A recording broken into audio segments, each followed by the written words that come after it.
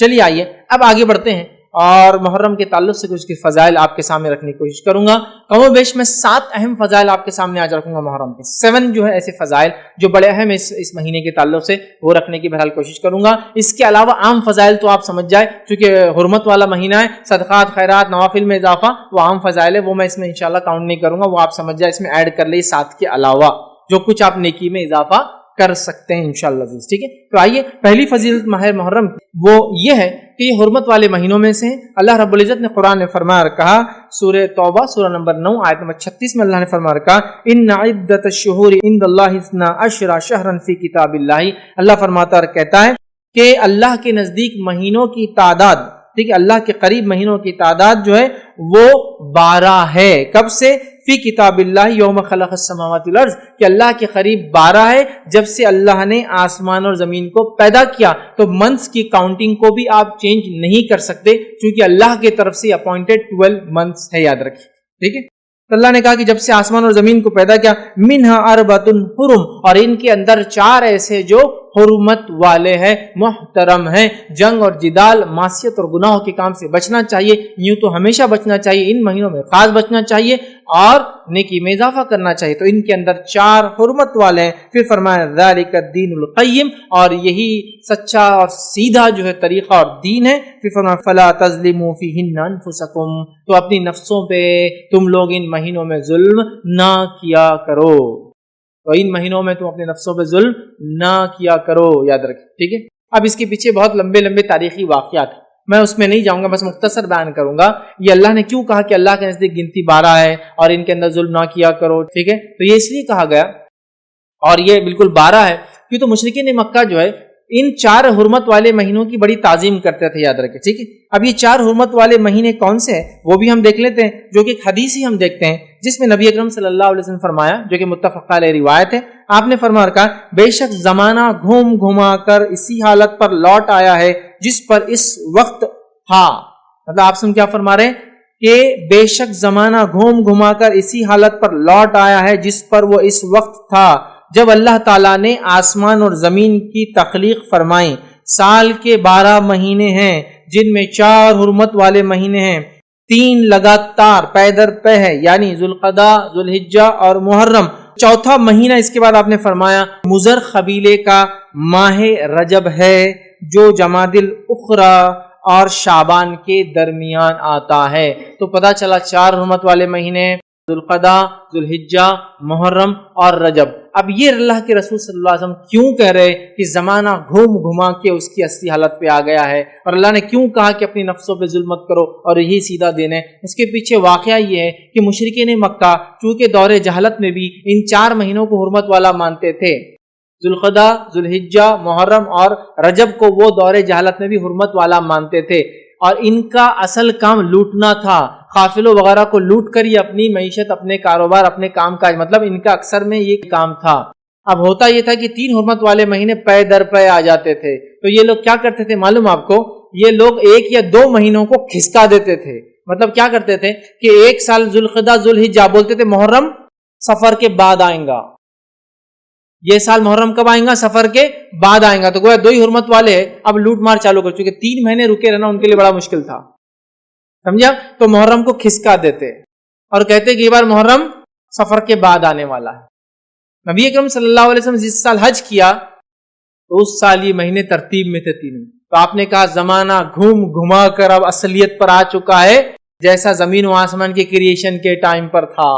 مطلب نبی اکرم صلی اللہ علیہ وسلم جو خطبہ دے رہے ہیں تب عربوں نے اس کو بالکل ایک کے بعد ایک 3 مان لیا تھا, پے در پے تھے, اور اللہ کے رسول صلی اللہ علیہ وسلم نے جو کچھ گڑبڑ ان مہینوں کے اعتبار سے ہوئی ریکٹیفائی کر کے ہم کو بتا دیا کہ آج زمانہ بالکل میں جو کہہ رہا ہوں, جو وقت ہے, جو تاریخ ہے, وہی ہے. اور جو مشرکین نے خلط ملط کر دیا تھا, مہینوں کو ٹرانسفر کرتے تھے کہ یہ سال سفر پہلے آئیں گا اور محرم بعد میں آئیں گا, ٹھیک ہے, تو وہ اب سب ختم ہو گیا ہے. اور 4 حرمت والے مہینے ہیں، تو گویا مشرکین بھی ان چاروں کو حرمت والا مانتے تھے۔ تو گویا محرم کی سب سے بڑی، سب سے پہلی، سب سے اول فضیلت یہ کہ یہ حرمت والے مہینوں میں سے ایک مہینہ ہے، اللہ کے چوزن منتھس میں سے ایک منتھ ہے جو محترم ہے، حرمت والا ہے، مطلب اس کے اندر بہت سارے گناہ اور ایسے اعمال سے جو عام دنوں میں بھی حرام ہے، ان ایام میں بدرجہ اولا حرام ہے کرنا، سمجھا؟ تو محترم، حرمت والا اسی لیے کہا جا رہا ہے کہ اندر بہت ساری چیزیں جو عام جگہ حلال ہے ان مہینوں میں حرام ہے، جنگ جدال کرنا، ڈیفنس کر سکتے، اٹیک نہیں کرنا، تو یہ ساری چیز اس میں انکلوڈڈ ہے، یاد رکھیں۔ تو یہ 4 محترم مہینوں میں سے ایک مہینہ ہے، تو یہ سب سے پہلی محرم کی فضیلت ہے، یاد رکھیں۔ آئیے آگے بڑھتے ہیں، محرم کی دوسری اہم فضیلت کیا ہے وہ آپ کے سامنے رکھتا ہوں۔ دوسری محرم کی اہم فضیلت ہے وہ یہ ہے، اللہ نے فرمایا جو سورہ توبہ کی آیت نمبر 36 کا ایک حصہ تھا، فَلَا تَظْلِمُوا فِيهِنَّ أَنفُسَكُمْ، تو ان مہینوں میں اپنے نفسوں پر ظلم نہ کرو، کہ ان مہینوں میں اپنے نفس پہ ظلم نہ کرو، گناہ اور معصیت کے کاموں سے بچو، محترم مہینہ ہے، گناہ کرو گے تو شدت ہے اس گناہ کی، ٹھیک ہے، نیکی کرو گے تو افضل ہے ان ایام میں، تو کہا اپنی نفسوں پر ظلم نہ کرو، اللہ رب العزت نے کہا، یاد رکھے۔ تو پتا چلا عام مہینوں کے اعتبار سے ان مہینوں میں گناہ اور معصیت کرنا، یاد رکھیے، یہ زیادہ جو ہے بری بات ہے، اس اعتبار سے کہ اس مہینے کی عظمت و حرمت ہے۔ حالانکہ امام قتادہ رحمۃ اللہ علیہ فرماتے ہیں، ان کا قول ہے، حرمت والے مہینوں میں ظلم کرنا دیگر ماہ کے بنسبت ظلم کرنے سے زیادہ بڑا گناہ ہے اور غلطی کا کام ہے، اگرچہ ظلم کرنا ہر حال میں عظیم گناہ ہے، مگر اللہ اپنے امر میں سے جسے چاہتا ہے عظیم بنا دیتا ہے۔ تو امام قتادہ رحمۃ اللہ علیہ جو بڑے مشہور مفسرین میں بھی ہیں، ان کے اقوال آپ سنتے ہوں گے بار بار، وہ فرماتے ہیں کہ ان ایام میں، حرمت والے 4 مہینوں میں گناہ کرنا بڑا زیادہ گناہ ہے۔ حالانکہ گناہ تو گناہ ہی ہے، ہر بار گناہ کا گناہ ہی ملیں گا، لیکن چونکہ اللہ نے ان کو حرمت والا قرار دیا ہے، اس میں گناہ کرنا ایک عظیم گناہ ہے، مطلب اس کا گناہ زیادہ ملے گا۔ تو ہمیں ان مہینوں میں اپنے آپ کو ظلم، زیادتی اور گناہ اور معصیت سے بچانا چاہیے اور نیکی میں اضافہ کرنا چاہیے۔ تو گویا یہ مہینے میں، اس کی حرمت میں، اس کی فضیلت میں ایک فضیلت یہ ہے کہ اس میں ہمیں نیکیوں میں اضافہ کرنا چاہیے، گناہوں سے رکنا چاہیے، چونکہ یہ حرمت والا مہینہ ہے۔ اب یہ حرمت والا مہینہ ہے، معلوم ہوگا تو ہم نیکی میں آگے بڑھیں گے، گناہ سے بچیں گے نا۔ اب نون ہی نہیں، محرم کب آتا ہے اور کب چلا جاتا ہے معلوم نہیں۔ اچھا، کچھ لوگوں کو معلوم بھی ہے تو بس اتنا معلوم کہ عاشورے کا ایک دن ہے اور کچھ بھی نہیں معلوم۔ نہیں میرے بھائی، یہ پورا کمپلیٹ منتھ، چاہے 29 کا ہو یا 30 ڈیز کا ہو، حرمت والا ہے، اور یہ 4 مہینے کمپلیٹلی حرمت والے ہیں، کمپلیٹلی، بالکل۔ ذوالقعدہ، ذوالحجہ، محرم اور رجب کمپلیٹ حرمت والے ہیں، چاہے کتنے بھی دن کے ہو، 30 کے ہو یا 29 کے۔ ہاں، ان میں بھی مخصوص ایام اور زیادہ کچھ ہے، جیسے کہ ذوالحجہ کے پہلے 10 ایام اتنے افضل ہے کہ اس میں کیے گئے اعمال باقی تمام سال کے اعمال سے افضل ہے نا۔ پہلے 10 دن ہم سب جانتے ہیں، تو بڑے حرمت والے، یاد رکھیے، یہ ایام ہیں۔ تو اس میں دوسری فضیلت یہ ہے، نیکی میں آگے بڑھنا ہے، اپنے نفس کو ظلم سے بچانا ہے، یاد رکھیے، تبھی ہم ظلم سے بچا سکتے اپنی نفس کو، جب معلوم ہو یہ مہینہ چل رہا ہے۔ چلیے آئیے آگے بڑھتے ہیں۔ تیسری فضیلت اس ماہ کی، اس مہینے کی، اس منتھ کی کیا ہے وہ دیکھتے ہیں۔ اسے نبی اکرم صلی اللہ علیہ وسلم نے اللہ کا مہینہ قرار دیا ہے۔ محرم کا مہینہ اللہ کا مہینہ ہے، ویسے تو پورا سال اللہ کا ہی ہے، لیکن اللہ جس سے چاہتا اپنی نسبت جوڑ سکتا ہے، جس کو چاہتا اپنی طرف سے فضیلت دے سکتا ہے نا۔ تمام دن اللہ کے ہیں، تمام مہینے اللہ کی، لیکن اللہ اس کو جوڑتا ہے۔ تمام کائنات میں جو کچھ ہے وہ اللہ کا ہے، تمام مسجدیں اللہ کا گھر ہے، لیکن اللہ نے ایک گھر کو خاص نسبت دی اپنے سے، اور وہ بیت اللہ ہے۔ اللہ کی مرضی کہ کسی جگہ کو، کسی مقام کو، کسی دن کو، کسی مہینے کو اپنے سے جوڑ سکتا ہے، یہ اللہ کی مرضی۔ تو نبی اکرم صلی اللہ علیہ وسلم نے اس ماہ کو، حالانکہ سارے ماہ اللہ کے ہیں، اللہ کا مہینہ قرار دیا، اللہ نے اپنی نسبت جوڑا اس میں۔ اس سے بھی اس کی فضیلت میں سمجھتا ہوں آپ لوگوں کے سامنے، ہمارے سامنے واضح ہوتی ہے، یاد رکھیے، تو ٹھیک ہے۔ تو آئیے، اللہ کا مہینہ ہے، اس تعلق صحیح مسلم کی روایت ہے، نبی اکرم صلی اللہ علیہ وسلم فرماتے ہیں، اور حدیث کے الفاظ ہے، افضل الصیام بعد رمضان شہر اللہ المحرم۔ کیا فرماتے ہیں؟ رمضان المبارک کے بعد اللہ کے مہینے محرم کے روزے سب سے زیادہ افضل ہیں۔ تو یہاں اللہ کا مہینہ، شہر اللہ محرم کہا. تو یہاں کا شہر اللہ المحرم، اللہ کا مہینہ محرم. یہاں ہمارا ابھی جو جملہ ہے یہ لیں گے ہم، اللہ کا مہینہ محرم. تو تیسری فضیلت اس مہینے کی ہے، نبی اکرم صلی اللہ علیہ وسلم نے اس ماہ کو اللہ کا مہینہ کہا ہے. میں سمجھتا ہوں فضیلت بڑی واضح ہے. یہ اللہ کا مہینہ ہے، سارا سال اللہ کا، لیکن اس مہینے کو اللہ نے خاص نسبت دی، اپنے آپ سے یاد رکھیے. ابن رجب رحمۃ اللہ علیہ فرماتے اور کہتے ہیں کہ اس حدیث میں اس بات کی صراحت ہے، کلیریفیکیشن ہے کہ رمضان کے بعد سب سے بہترین نفل روزہ اللہ کے مہینے محرم کا ہے. رمضان کے بعد ایک تو اس میں شہر اللہ المحرم میں سے پہلے کہ افضل الصیام، سب سے افضل روزہ اس مہینے کا ہے. اور وہ کون سا مہینہ ہے؟ جو ہے محرم کا ہے. اور یہ مہینہ کیا ہے؟ اللہ کا مہینہ. یاد رکھے یہ یہاں بتایا جا رہا ہے. تو محرم یہ اللہ کا مہینہ، یاد رکھیے، اور اس کی بڑی جو ہے حرمت ہے، یاد رکھیے اس مہینے کی، یاد رکھیے. ٹھیک ہے، اب آئیے، چونکہ اس کو اللہ کا مہینہ محرم کہا گیا ہے، اسی سے ہم اس کی چوتھی فضیلت بھی دیتے ہیں. اور چوتھی فضیلت اس مہینے کی وہ یہ ہے کہ حرمت والے مہینوں میں یہ سب سے افضل مہینہ ہے. حرمت والے مہینے کتنے ہیں؟ 4 ہیں. اس میں یہ سب سے افضل ہے. یہ تو خاص طور سے اس مہینے کی نسبت یہ کہا گیا شہر اللہ المحرم، اللہ کا مہینہ محرم. سمجھ رہے ہیں؟ اللہ کا مہینہ محرم کیا گیا. اور اس تعلق سے بعض اسلاف کے اقوال کیسے دیکھیں، جو میں کہہ رہا ہوں حرمت والے مہینے سب سے افضل ہے، کیوں کہہ رہا ہوں کہ بعض علماء اور بعض اسلاف کے اقوال اس طرح سے وہ کہتے ہیں، جیسا کہ حسن بصری رحمۃ اللہ علیہ جو کہ تابعین میں بڑا مقام، اونچا مقام، کبار تابعین میں سے، وہ فرماتے اور کہتے ہیں کہ حرمت والے مہینے میں سب سے افضل اللہ کا مہینہ محرم ہے.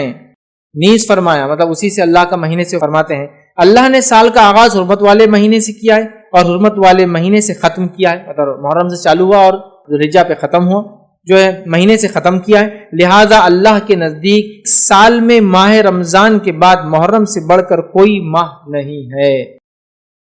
تو اس سے وہ کہتے ہیں کہ یہ اللہ کا مہینہ ہے تو حرمت والے مہینوں میں سب سے افضل ہے، اور روزوں کے اعتبار سے رمضان کے بعد اس کے روزے کا مقام ہے. تو وہ رمضان کے بعد اسی کا مقام ہے فضیلت کے اعتبار سے، لیکن حرمت والے مہینوں میں یہ ٹاپ موسٹ کہلائیں گا چونکہ اس کی بڑی اہمیت. اسی طرح ایک اور چیز آتی ہے، وہ یہ ہے کہ محرم میں سب سے افضل، یاد رکھیے وہ کیا ہے. تو محرم میں بھی سب سے افضل جو سلف کے اقوال ہے کہ سلف 3 عشروں کو بڑی اہمیت دیتے.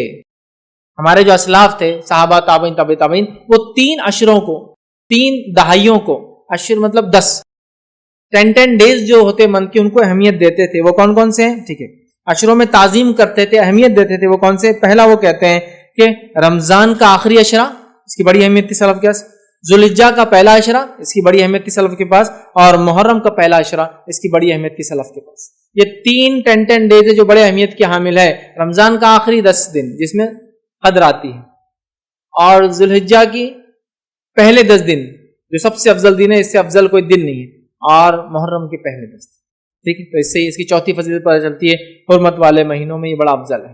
آئیے اس کی 5ویں فضیلت کیا ہے، 5th اس کی فضیلت کیا ہے، وہ کیا ہے؟ اس عظیم ماہ میں کثرت سے روزے رکھنا مستحب ہے، جو کہ صحیح مسلم کی وہ روایت ہے، افضل الصیام بعد رمضان شہر اللہ المحرم، کہ رمضان کے بعد اللہ کے قریب سب سے افضل روزے محرم ہیں، یا دوسرے الفاظ میں نفل روزوں میں سب سے افضل روزے محرم کے ہیں. اور آگے نبی اکرم صلی اللہ علیہ وسلم اسی حدیث میں وَأَفْضَلُ الصَّلَاةِ بَعْدَ الْفَرِيضَةِ صَلَاةُ اللَّيْلِ، اور سب سے افضل صلاۃ، سب سے افضل نماز فرض نمازوں کے بعد وہ رات کی نماز ہے. تو نفل میں سب سے افضل تہجد، اور نفل روزوں میں سب سے افضل محرم کے روزے ہیں. کیوں؟ تو افضل الصیام، سب سے افضل روزے بعد رمضان، رمضان کے بعد کون سے؟ اللہ کے مہینے محرم کے. ہمیں چاہیے اس مہینے محرم میں کیا کریں؟ کثرت سے روزے رکھیں، کثرت سے روزے رکھیں، گناہوں سے بچے، نیکیوں کے کام میں آگے بڑھے، ہے نا. ان کے اول 10 دن کے زیادہ سے زیادہ فائدے اٹھائے. یہ بڑی اہم بات ہے، یاد رکھیں، یہ بڑی اہم بات. اس کو بہت سوچ وچار کر کے ہمیں پلان آرڈر میں اس منتھ کو جینے کی کوشش کرنا چاہیے، یاد رکھیے. لیکن یہ تب ہوگا جب ہم کو اس کی اہمیت، اس کی فضیلت معلوم ہوں گی، یاد رکھیے. ٹھیک ہے، تو یہ جو ہے بہت عظیم ہے، اور سب سے افضل نفل روزہ اسی مہینے کا، یاد رکھیے، روزہ ہے. اور اس حدیث سے صراحت ہوتی ہے، ابن رجب کا میں نے وہ قول آپ کے سامنے رکھا رحمۃ اللہ علیہ کا، وہ فرماتے ہیں اس حدیث سے اس بات کی صراحت ہوتی ہے کہ رمضان کے بعد سب سے بہترین نفل روزہ اللہ کے مہینے محرم کا روزہ ہے، یاد رکھیے. اور یہ یاد رکھیے نفل روزوں میں سب سے افضل ہے، یاد رکھیے. اسی طرح جو ہے محرم میں روزہ رکھنا جو ہے اور کثرت سے روزہ رکھنا یہ بڑی اہم چیز ہے، یاد رکھیں۔ اس کا یہی معنی ہے کہ ایک انسان نفل روزہ رکھے اور محرم کا روزہ سب سے افضل ہے۔ اس کا معنی ہی ہوتا ہے کہ ہم زیادہ سے زیادہ اگر نفل روزے رکھنے کی کوشش کرتے ہیں تو کون سے مہینے میں رکھیں؟ محرم کے مہینے میں رکھنے کی کوشش کریں، یاد رکھیں، کیونکہ نبی اکرم صلی اللہ علیہ وسلم رمضان کے علاوہ بھی نبی اکرم صلی اللہ علیہ وسلم نے، یاد رکھی اس بات کو بھی آپ ذہن میں رکھیں کہ نبی اکرم صلی اللہ علیہ وسلم نے رمضان کے علاوہ کسی مہینے کے پورے روزے نہیں رکھے۔ مطلب یہ ہوا کہ محرم کے مہینے جس کو کہیں گے یہ پسندیدہ ہے کہ اس کو زیادہ سے زیادہ انسان رکھے، لیکن زیادہ سے زیادہ کا معنی یہ نہیں کہ پورے مہینے کی، لیکن کوئی رکھتا ہے تو کوئی گناہ نہیں کرتا، یاد رکھے، کیونکہ اس کا معنی ہے کہ جس کو کہیں گے یہ پسندیدہ چیز ہے کہ ہم زیادہ سے زیادہ کوشش کریں، لیکن نبی اکرم صلی اللہ علیہ وسلم نے رمضان کے جیسا روزہ، مطلب پورے مہینے کا روزہ رمضان کے علاوہ کسی مہینے کا نہیں رکھا۔ اور متفق علیہ روایت ہے، اس کے الفاظ اس طرح سے ہے کہ رمضان کے علاوہ نبی اکرم صلی اللہ علیہ وسلم نے کبھی بھی جو ہے ایک ماہ کے مکمل روزے نہیں رکھا اور نہ ہی شعبان سے زیادہ کسی مہینے میں روزے رکھے۔ اسے پتہ چلا کہ محرم کا مہینہ یہ پسندیدہ ہے، کوشش کرنا چاہیے رکھے، لیکن پورے مہینے کا رکھنا نبی اکرم صلی اللہ علیہ وسلم ثابت نہیں ہے۔ آپ نے صرف رمضان کے پورے رکھے، اور سب سے زیادہ روزے جس مہینے کے آپ رکھتے تھے وہ کون سا تھا؟ شعبان تھا۔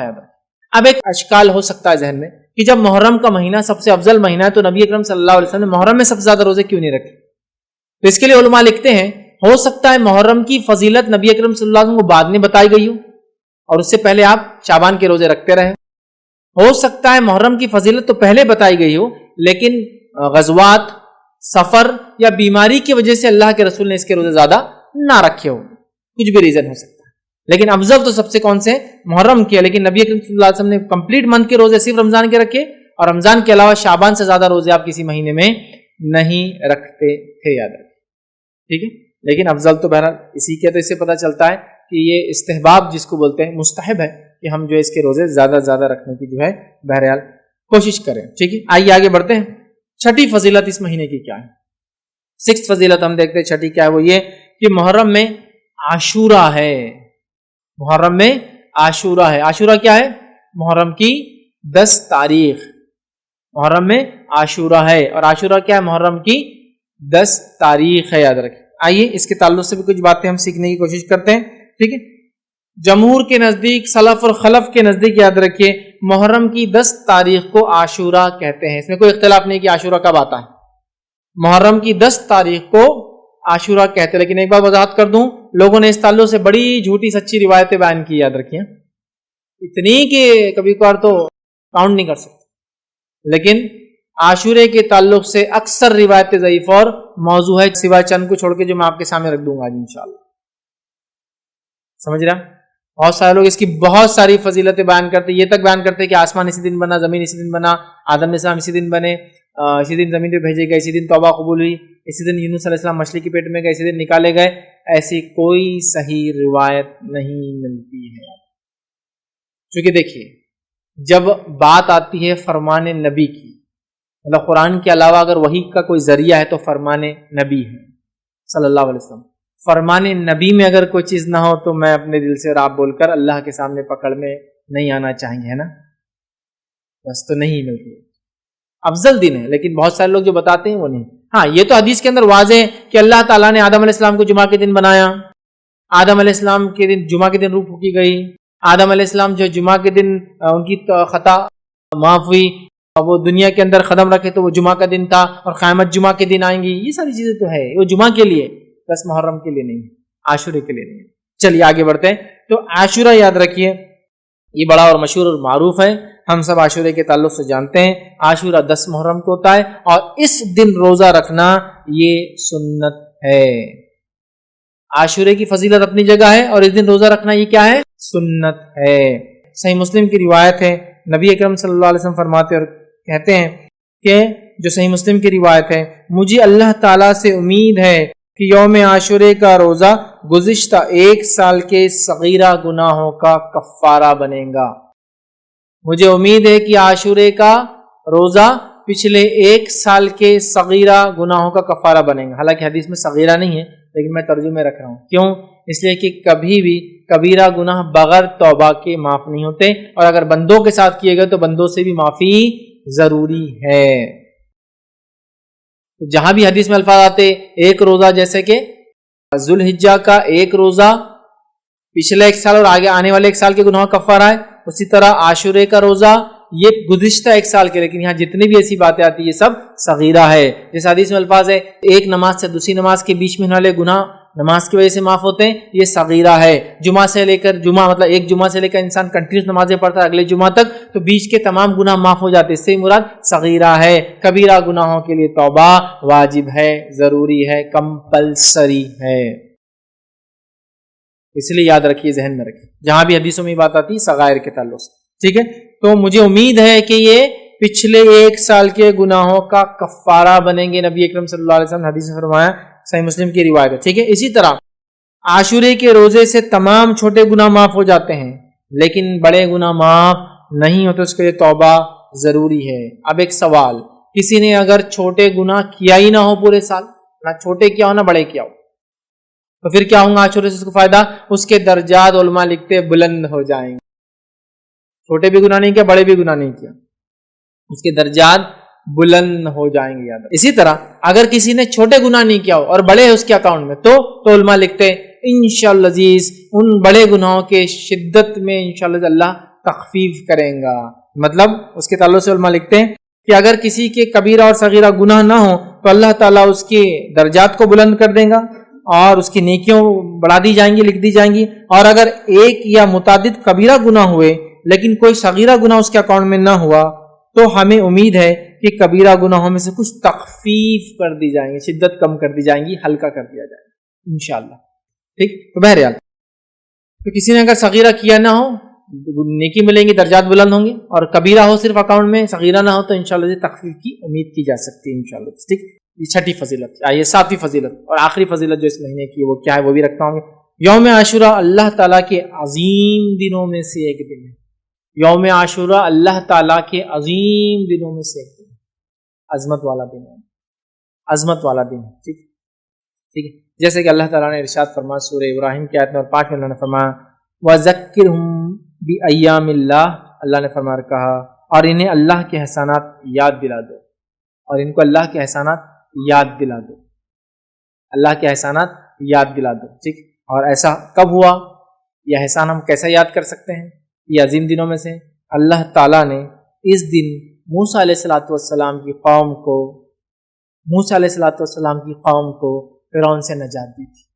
کیونکہ 10 جو محرم ہیں، جو یہودی اس دن روزہ رکھتے تھے، جن کی مخالفت میں اللہ کے رسول صلی اللہ علیہ وسلم نے روزہ رکھا، وہ کیوں رکھتے تھے؟ کیونکہ اس دن اللہ تعالیٰ نے بنی اسرائیل کو، ہم سے پہلے مسلمانوں کو، ہم سے پہلے انبیاء کو ماننے والوں میں سے ایک نبی کو، برگزیدہ اولو العزم نبی کو ماننے والے ایک قوم جو موسیٰ علیہ السلام کی قوم تھی، ان کو اللہ نے آزادی دی تھی. وہ ہم سے پہلے ایمان لانے والوں کو آزادی دی تھی، اور اس فرعون کو اور اس کے لشکر کو ہلاک کیا تھا. گویا ایول کو، برائی کو اللہ تعالیٰ نے ختم کیا تھا اس دن. تو لہٰذا اس اعتبار سے یہ ایک عظیم دن ہے اور اللہ کی جو ہے احسانات یاد دلاتا ہے یہ دن. یہود اس دن مدینہ کے اندر کیا کرتے تھے؟ اس دن روزہ رکھتے تھے اور عید مناتے تھے، اور ان کی عورتیں زیورات وغیرہ پہنتی تھی. تو وہ لوگ پہلے سے کرتے تھے، ان کی عورتیں زیورات وغیرہ پہنتی تیار ہوتی تھی اس دن. ٹھیک ہے، تو بہرحال ایک عظیم دن ہے. تو اس نعمت کے شکر میں موسیٰ علیہ السلام نے اس دن روزہ رکھا تھا، اور اسی نعمت کے شکر میں بنی اسرائیل اور نبی اکرم صلی اللہ علیہ وسلم کے زمانے کے یہود روزہ رکھتے تھے، یاد رکھیے. اور اسی نعمت کے شکر میں جو موسیٰ علیہ السلام نے ادا کیا تھا 10 کو، ایک عظیم دن تھا جو کہ نبی اکرم صلی اللہ علیہ وسلم نے روزہ رکھا تو وہ سنت ہو گیا، اور اصحاب کو کہا روزہ رکھو، تو لہٰذا ہمارے لیے مستحب ہوگا کہ ہم بھی اس دن روزہ رکھیں. گویا ہم بھی پچھلے لوگوں کی خوشی میں شامل ہو رہے ہیں. گویا یہ موسیٰ علیہ السلام ان کی قوم کے لیے، بنی اسرائیل کے لیے انڈیپینڈنس ڈے تھا، فرعون سے نجات کا دن تھا، آزادی کا دن تھا، جس نے غاصبانہ طور سے، غلط اور ظالمانہ طور سے ان پہ قبضہ کر رکھا تھا اور ان کو غلام بنا دیا تھا اپنی زمین کے. سمجھا؟ تو گویا یہ دن اللہ کے شکر کا دن ہے، ایک عظمت والا دن ہے. اسی طرح جو ہے ابن عباس رضی اللہ عنہ فرماتے اور کہتے ہیں رسول اللہ صلی اللہ علیہ وسلم جب مدینہ تشریف لائے تو یہودیوں کو عاشورے کے دن روزہ رکھتے ہوئے پایا، تو آپ نے ان سے فرمایا یہ کیسا دن ہے، یہ کیسا دن ہے جس میں روزے سے ہو. مطلب یہودیوں سے پوچھا تم روزے سے ہو، کیسا دن ہے؟ تو ان لوگوں نے کہا یہ ایک عظیم دن ہے اسی دن اللہ نے موسیٰ اور ان کی قوم کو نجات دیا تھا اور فرعون اور اس کی قوم کو غرق کر دیا تھا. اور ایک روایت میں یہ ہے کہ ایسا دن ہے جس میں اللہ نے موسیٰ اور بنی اسرائیل کو فرعون پر غلبہ عطا فرمایا تھا. چنانچہ موسیٰ علیہ السلام نے بطور شکرانے کہ اس دن روزہ رکھا، لہٰذا ہم بھی روزہ رکھتے ہیں اس دن. یہودیوں نے کہا ٹھیک ہے، تو رسول اللہ صلی اللہ علیہ وسلم نے فرمایا ہم تمہارے بنسبت موسیٰ علیہ السلام سے زیادہ قریب اور ہم مستحق ہے کہ ہم بھی روزہ رکھیں. ہم تو موسیٰ علیہ السلام سے تم سے بھی زیادہ قریب ہے کیونکہ تم نے تو دوسرا دین اختیار کر لیا، ہم تو اسی دین پر ہے جو موسیٰ علیہ السلام لائے تھے. تو جب یہودیوں نے کہا کہ ہم اس موسیٰ نے چونکہ اس خوشی میں روزہ رکھا تھا، ہم بھی اس خوشی میں شکرانے میں روزہ رکھتے ہیں، تو اللہ کے رسول نے فرمایا ہم زیادہ مستحق ہے کہ موسیٰ کی اس خوشی میں شامل ہو اور شکر ادا کریں. لہٰذا آپ نے کہا موسیٰ علیہ السلام کے زیادہ قریب وہ مستحق ہے. چنانچہ اللہ کے رسول صلی اللہ علیہ وسلم نے اس دن کا روزہ رکھا اور صحابہ کرام کو بھی اس دن کا روزہ رکھنے کا حکم دیا. تو گویا ہم بھی پچھلے لوگوں کی خوشیوں میں شامل ہو رہے ہیں جو ہم سے پہلے ایمان والے تھے. اس عظیم دن اللہ رب العزت نے ان کو آزادی دی تھی یاد رکھیں. اسی طرح عاشورہ ہمیں اس بات کی یاد دہانی کرتا ہے کہ مسلمانوں کے درمیان آپسی گہرا تعلق ہے، چاہے ہم زمین زمانے کے اعتبار سے دور ہو، آپسی گہرا تعلق ہے. عاشورہ یہ ہم کو پیغام دیتا ہے چاہے زمین اور زمانے کے اعتبار سے ہم بہت دور ہو سکتا کوئی مسلمان آج کسی اور ملک میں ہو، لیکن اگر تکلیف میں ہو تو ہمیں اس کا احساس ہونا چاہیے. اور زمانے کے اعتبار سے بھی اگر ہم سے دور ہو، جیسا موسیٰ علیہ السلام کی خوشی ہوئی، ہم بھی اس خوشی میں شامل ہوئے. اگر ہم سے پہلے کے لوگوں کو کسی کو تکلیف پہنچی تھی تو ہم بھی ان کے دکھ میں آج شامل ہو جاتے ہیں. ہم کو تکلیف ہوتی ہے اس واقعے کو سن کے. اصحاب اخدود ہے نا، ہزاروں کی تعداد میں آگ میں جلا دیے گئے، ہم اس میں شامل ہیں. عیسیٰ علیہ السلام کو ماننے والوں کو ہزاروں کی تعداد میں بھوکے شیروں کے سامنے ڈال دیا جاتا تھا. آپ کو معلوم ہے رومی حکومت، بزنطینی حکومت بننے سے پہلے، مطلب رومن امپائر جب تک عیسائیت قبول نہیں کیا تھا تو انہوں نے ہزاروں ہزار عیسائیوں کو جو عیسیٰ علیہ السلام پر ایمان لائے تھے بھوکے شیروں کے سامنے ڈال دیا. وہ تکلیف میں ہم بھی شامل ہیں، چاہے وہ آج یہود ہو اور نصارہ ہو، لیکن جب وہ ایمان لائے تھے اپنے نبی پہ تو ہم ان کی تکلیفوں میں شامل ہیں. تو زمانے کے اعتبار سے ہم آگے پیچھے ہو یا علاقے کے اعتبار سے ہم آگے پیچھے ہو، ہم ایک دوسرے کی تکلیف اور خوشیوں میں ساتھ ہے. یہ بات کہ ہم کو اس سے میسج ملتا ہے، یاد رکھیے کہ زمین اور زمانے کے بدلنے سے کوئی فرق نہیں ہوتا. ہم مسلمان آپس میں ایک دوسرے سے گہرا تعلق رکھتے، یہ میسج وہی تھا. اور کیوں نہ ہو، اللہ رب العزت نے قرآن میں یہ بات کہی والمؤمنون والمؤمنات بعضهم اولیاء بعض. مومن مرد اور مومن عورتیں آپس میں دوست ہیں، اولیاء ہیں. سورۃ توبہ کی بہرحال یہ آیت ہے، ایک دوسرے کی مددگار ہے. سورۃ توبہ کی آیت نمبر 71 ہے یہ، ایک دوسرے کی مددگار ہے، دوست ہے مومن مرد اور مومن عورتیں. تو یہ بھی پیغام ہم کو ملتا ہے. اسی طرح 10 کو جب موسیٰ علیہ السلام اپنی قوم کو لے کر نکلے اور سامنے سمندر تھا بڑا، بنی اسرائیل موسیٰ علیہ السلام کے ساتھ تھی، فرعونی پیچھے سے ان کا لشکر آ کر موسیٰ علیہ السلام کو گھیر لیا. سورہ شورى میں اللہ رب العزت نے اس واقعے کو نقل کیا آیت نمبر 61 اور 62 کے اندر، اور اللہ نے فرمایا انا لمدرکون. اور جب بنی اسرائیل نے کہا یقیناً اب ہم پکڑے گئے، اب پیچھے سے آگے انہوں نے ادراک کر لیا ہمارا اب تو ہم گھیر لیں گے، پکڑ لیں گے ہم کو.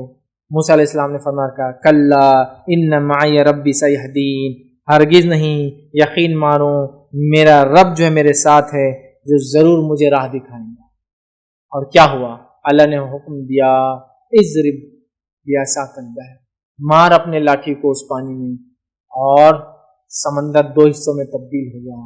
موسیٰ علیہ السلام بنی اسرائیل اس سے نکل گئے، فرعونی بھی پیچھے چلے.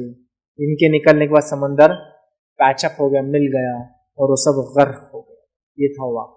اس کے بعد موسیٰ علیہ السلام نے شکر ادا کیا اللہ کا اور روزہ رکھا. یاد رکھیں، اور یاد رکھیں اس دن کی تعظیم اتنی زیادہ تھی کہ تاریخی روایتوں میں ملتا ہے کہ دور جہالت میں بھی 4 مہینے محترم مشرکین مکہ مانتے تھے. مشرکین مکہ بھی اس روز روزہ رکھتے تھے 10 کو، اور اسی دن کعبے کا غلاف بھی بدلتے تھے. عاشورے کو کعبے کا غلاف یاد رکھیے نبی اکرم صلی اللہ علیہ وسلم نے بدلا، اور اس کے بعد وہ سلسلہ اور معاملہ چلتا ہی رہا. تو مشرکین مکہ دور جہالت میں اس دن روزہ رکھتے تھے کیونکہ اس دن کی عظمت کے اعتبار سے، اور وہ لوگ اس دن کعبے کا غلاف تبدیل کیا کرتے تھے. تو گویا مشرکین مکہ کے پاس بھی اس کی عظمت تھی. اور اسی طرح مائی عائشہ کی جو روایت ہے اس سے پتہ چلتا یہود و نصارہ کے پاس بھی اس کی عظمت اور تعظیم تھی. میں سمجھتا ہوں پورا واقعہ میں نے آپ کے سامنے رکھ دیا. پھر بھی بہت مختصر سا اس کو ایک بار پھر دہراتا ہوں. میں عائشہ کی روایت وہ فرماتی اور کہتی ہے زمانہ جاہلیت میں قریش عاشورے کے دن کا روزہ رکھتے تھے. خود رسول اللہ صلی اللہ علیہ وسلم نے بھی ہجرت سے پہلے اس دن کا روزہ رکھا, ہجرت سے روزہ رکھا. جب آپ صلی اللہ علیہ وسلم ہجرت کر کے مدینہ منورہ تشریف لائے خود بھی اس دن کا روزہ رکھتے تھے اور دوسروں کو بھی اس دن کا روزہ رکھنے کا حکم دیتے تھے. لیکن جب ماہ رمضان کے روزے فرض کر دیے گئے تو آپ نے عاشورے کے دن کا روزہ رکھنے کا اہتمام ترک کر دیا اور فرمایا جو چاہے اس دن کا روزہ رکھے, جو چاہے اس کو چھوڑ دے. صحیح مسلم. اور دوسری روایت جو صحیح مسلم کی اس میں الفاظ اس طرح سے ابو موسیٰ اشعری رضی اللہ عنہ فرماتے اور کہتے ہیں یہود یوم عاشورے کو شکرانے کا روزہ رکھتے تھے, اس دن مسرت کا اظہار کرتے تھے, عید مناتے تھے, اپنی عورتوں کو زیورات اور سامان پہناتے تھے زینت کا, اور سامان پہن کر وہ مزین ہوتی ہے, اپنے آپ کو سجاتی اور سنوارتی. یہود بھی روزہ رکھتے, مشرکین بھی روزہ رکھتے, اور اس دن کی حرمت ان کے پاس بھی تھی. تو عاشورہ ہمیں کیا میسج دیتا ہے؟ عاشورہ ہمیں میسج دیتا ہے کہ یہ ایک بڑا تعظیم کا دن ہے, اللہ کی عظمت والا دن ہے, یاد رکھیں. اس میں ہمیں روزہ رکھنا چاہیے شکرانے میں کہ اللہ نے ہم سے پہلے مسلمانوں کو نجات دی تھی, ہے نا.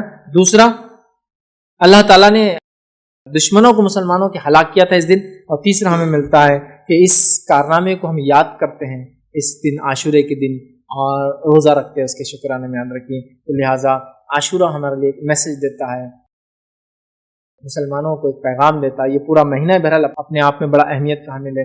ویسے تو محرم وہی مہینہ ہے جس میں نبی کریم صلی اللہ علیہ وسلم مدینہ ہجرت کر کے اس دن پہلی محرم تھی جب آپ مدینہ پہنچے تھے, اسی سے ہجری سن اور سال بہرحال چالو ہوتا ہے. تو بڑی اس کی عظمتیں یاد رکھیے. تو یہ تھی 7 فضائل اس مہینے کی عادت. اور میں سمجھتا ہوں 7 فضیلت میں یہ تو ہم کو واضح پتہ چلا, یہ حرمت والا مہینہ ہے, یہ نیکیوں کے کرنے والا مہینہ ہے, یہ معصیت اور گناہوں سے بچنے والا مہینہ ہے, کثرت سے روزے رکھنے کا مہینہ ہے, یہ اللہ تعالیٰ کا مہینہ ہے. اور اسی طرح اس میں عاشورے کا روزہ رکھنا ہے, 9-10 ٹھیکے کا روزہ رکھنا ہے, کوشش کرنا ہے, نہ ہو سکے تو پھر 10 اور 11 کا بھی انشاءاللہ روزہ انسان رکھ سکتا ہے. اور یہ دن ہمیں یاد دلاتا ہے اور ہمیں دوسرے مسلمانوں سے زمین اور زمانے کے اعتبار سے ہم سے الگ کیوں نہ ہو, ان سے ہمارا رشتہ جوڑتا ہے, اخوت اور بھائی چارے کا ہمیں میسج دیتا ہے. تو بڑے پیغام ہے, بڑے فضائل ہے, یاد رکھیے اس مہینے کی. اس کے علاوہ اور کیا کر سکتے ہیں آپ اس مہینے میں؟ یہ 7 چیزیں تو بڑی اہم فضیلت اور اس میں اعمال کرنے والے دونوں میں رکھ دیا, اور اس کے مسائل بھی رکھ دیا. اور کیا کر سکتے ہیں اس مہینے میں؟ صدقہ کیجیے, نفل. اس کے علاوہ اس مہینے اور کیا کر, حرمت والا مہینہ ہے نا, تو پھر اس میں ذوالقعدہ بھی ایڈ کر لیجیے, ذوالحجہ بھی ایڈ کر لیجیے, محرم بھی ایڈ کر لیجیے, رجب بھی ایڈ کر لیجیے. نمازوں کا اہتمام کیجیے, نفل زیادہ, گناہ اور معصیت سے تو روکنا ہے اپنے, اور جتنی زیادہ نیکیاں مطلب صدقات کیجیے, خیرات کیجیے, نفل نمازیں پڑھیے, اور جتنی زیادہ نیکیاں کر سکتے کریے. اور ان 4 مہینوں میں جو حرمت والے بالخصوص گناہوں سے اپنے نفس کو بچانے کی ہم کوشش کریں. تو یہ اعمال آپ اضافی اور 3 کر سکتے, کہوں گا نفل نمازوں میں اضافہ, نفل صدقے اور خیرات میں اضافہ, اور نیکیوں میں اضافہ آپ کیجیے. گناہوں سے بچنا تو ہے ہی اس مہینے کے اندر یاد. تو لہٰذا ان اعمال میں اب اضافہ کرنے سے انشاءاللہ عزیز ہم جو ہے ان 4 حرمت والے مہینوں کا صحیح فائدہ اٹھا سکیں گے. اور خاص طور سے محرم میں کیا کیا آپ اعمال کریں, میں نے آپ کے سامنے جو کرنا ہے تمام باتیں اس لیکچر کے ذریعے بہرحال رکھ دی. میں اپنی بات کو ہی ختم کروں گا. اللہ رب العزت سے دعا ہے کہ اللہ سبحانہ تعالیٰ ہم تمام کو ہر حرمت والے مہینے, ہر مقدس دن کا فائدہ اٹھانے کی بہرحال توفیق عطا فرمائیں. ہر حرمت والے مہینے اور مقدس ایام یا مخصوص ایام جو اللہ نے اور اس کے نبی نے بتائے, ان تمام ایام کا فائدہ اٹھانے کی بہرحال توفیق عطا فرمائیں. ہم تمام کو جب تک زندہ رکھے اسلام اور ایمان پر زندہ رکھیے, خاتمہ ایمان پر ہو. وآخر دعوانا ان الحمدللہ رب العالمین. سبحان ربک رب العزت عما یصفون وسلام علی المرسلین والحمدللہ رب العالمین.